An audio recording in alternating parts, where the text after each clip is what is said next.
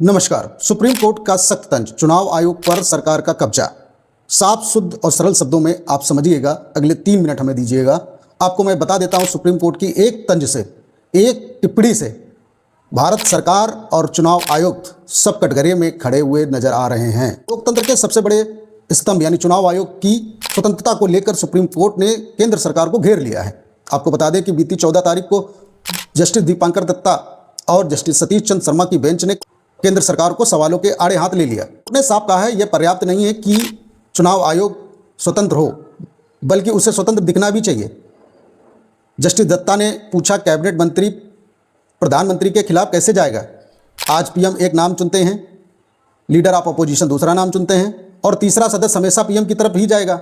फिर leader of opposition को शामिल करके स्वतंत्रता का दिखावा क्यों? बस इसी जगह से बात सबको समझ में आ गई, आपको भी समझ में आ जाएगी। उनके बारे में बता देता हूं कि 2023 के कानून के आधार पर चुनाव आयुक्तों की नियुक्ति होती है। कानून की तरफ ले चलते हैं हम आपको। 2023 के कानून के तहत मुख्य चुनाव आयुक्त और चुनाव आयुक्तों की नियुक्ति की समिति जो बनी थी, उसमें मेन आदमी प्रधानमंत्री थे और दूसरा नाम प्रधानमंत्री द्वारा चुना गया केंद्रीय मंत्री, और तीसरा आदमी था लीडर ऑफ अपोजिशन। कोर्ट ने इसे ऑर्नामेंटल यानी कि सजावटी बता दिया। अब सजावटी है कि नहीं है, ये तो पूरा देश देख रहा है, ये तो पूरा भारत देख रहा है। सजावटी है, इसीलिए तो चुनाव आयोग सरकार की तरफ के पक्षधर बातें करता है। याद रहे, आपको बता दें 2023 के इसी कानून में अनूप बर्नवाल मामले में सुप्रीम कोर्ट ने सीजीआई को शामिल करने वाला फार्मूला दिया था, लेकिन उनका यह फार्मूला लिया ही नहीं। संसद से बोले कि पारित कराएंगे। संसद ने नया कानून बनाकर सीजीआई की जगह कैबिनेट मंत्री को रख दिया।